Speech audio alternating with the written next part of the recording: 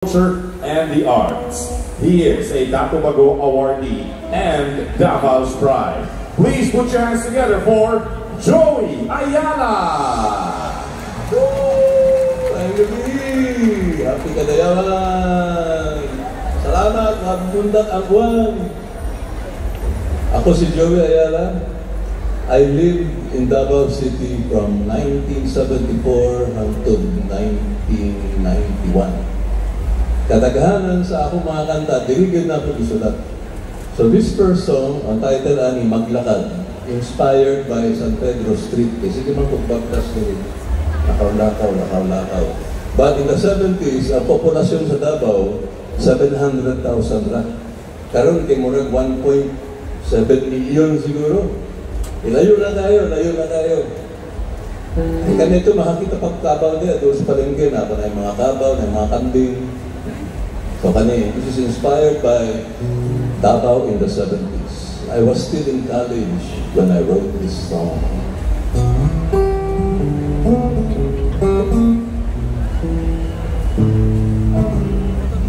Take two.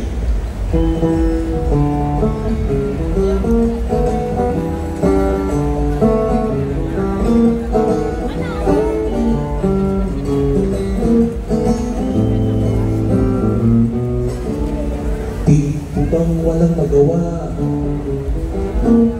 Di po bang sawang-sawa ka na sa buhay? Ganyan ng pirme nangyayari sa laging nakakulong sa bahay. Hindi sapat ang managinip na lang buong araw.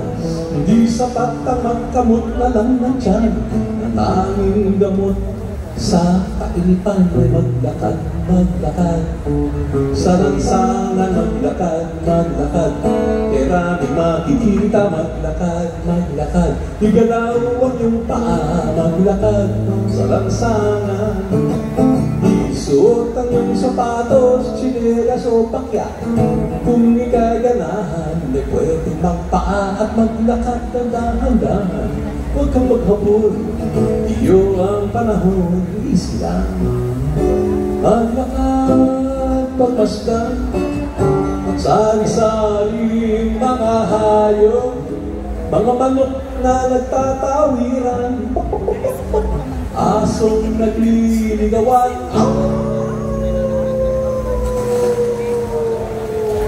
sa mga iraw, pusang nagpapaaral, naliligo kalabang. Wala kabalo, out of touch. Nag-call na siya, mga composer sa Davao, apil sila Popong, daghang tayo ipaatong sa radio station, SAS. Nag-record may kanta, mga original na niya. Every Sunday, i-play na niya sa radyo. So, inspirasyon kaya na sa mga local composers. Kaya kitagaan niyo yung venue na madunggan niyo sa mga silingan o mga parente sa radyo. Kaning Agila.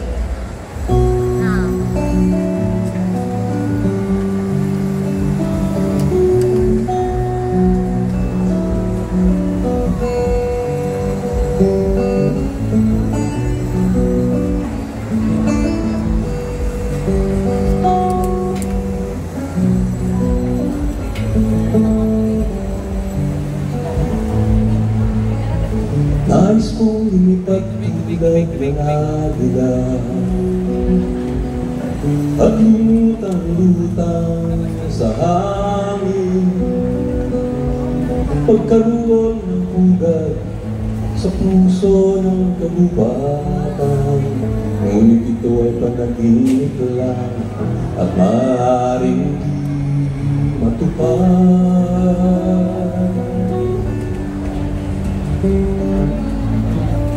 Pagkat ang kabubatan ay nawawala, mga puno nito ay nangingibang bayan.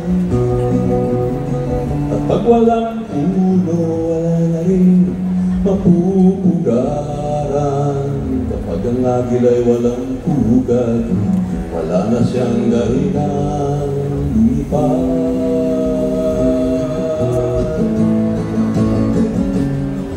buhay.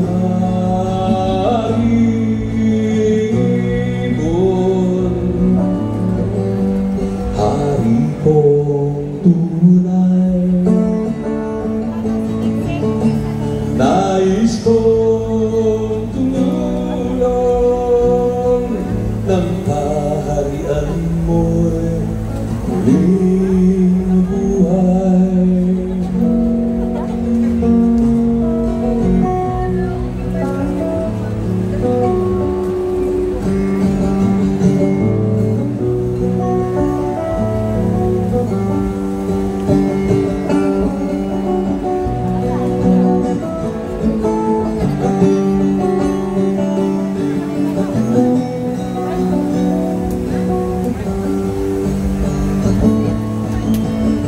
Kung nais mong makakita ng agila,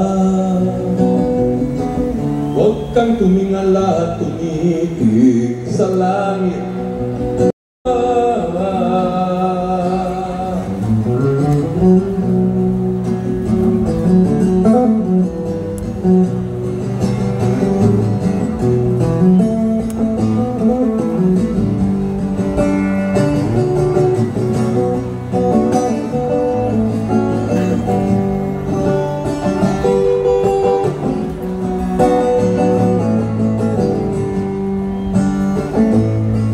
O Haring Ibon, Hari kong tunay, nais kong tumulong ng kaharian mo'y muling mabuhay. O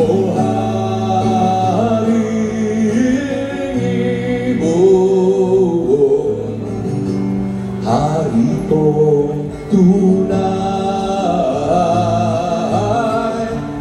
nais kong tumulong ng kaharian mo'y muling mabuhay.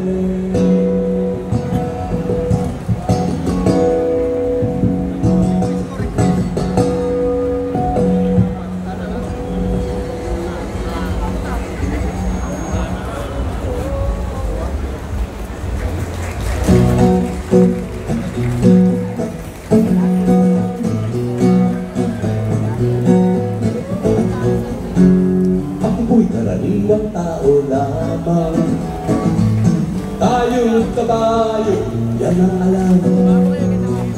Karaniwang hanap buhay, karaniwan ang problema, pagkain, damit at tirahan. Di ko kapisado yung siyensya, ako'y nalilito sa maraming salita. Alam ko lang na itong planeta'y walang kapalit at dapat ingatan. Kapag nasira, sino ang kawawa? Karaniwang tao, saan natatakbo?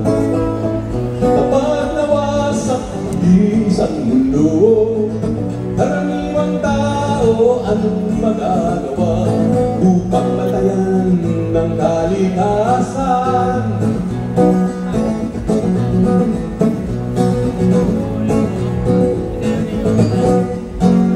Karaniwang bagay ay di pansin, kapag naipon ay nagiging suliranin. Kaunting basura ngayon'y bundok, kotseng gabok ay umuusok, sa bumpang labay pumapatay sa ilog. May lasong galing sa industriya, ibinubuga ng mga pabrika. Ngunit di lamang higante ang nagkakalang, may kinalaman din ang tulad natin. Karaniwang tao, saan ka tatakbo? Kapag nawasak isang mundo, karaniwang tao, anong magagawa upang matayan ng kalikasan? Karaniwang tao, karaniwang tao, karaniwang tao, karaniwang tao.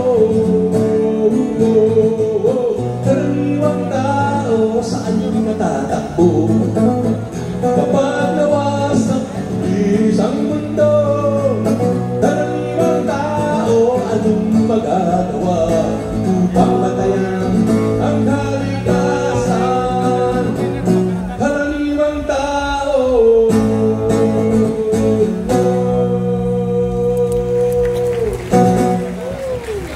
Kaya salamat, Happy Kadayawan. This is the first Kadayawan na akong nasuluyan na wala kang makita ng mga fruits and flowers. Tungkol siguro sa pagbago sa klima ba, mga baha, mga bagyo. Pero nabawi sa pag-harvest sa mga grabe, mga energy sa mga dancer ganito. Pakpakan na ito mga dancer! Grabe, kita enerhiya ba. Imbis na durian, sayaw na itong i-harvest nun. In 1992, nakapuyo ka sa Quezon City. Na iniabot, kunya nagpabuhat ng music para sa first Kadayawan Festival. So nag-imo ko music, Kadayawan. So mo itong unang gigamit, 1992. At itong i-play karon niya, tanawin na ito kung makaangay ba mga bata, makaangay ka ng mga karaan na ito.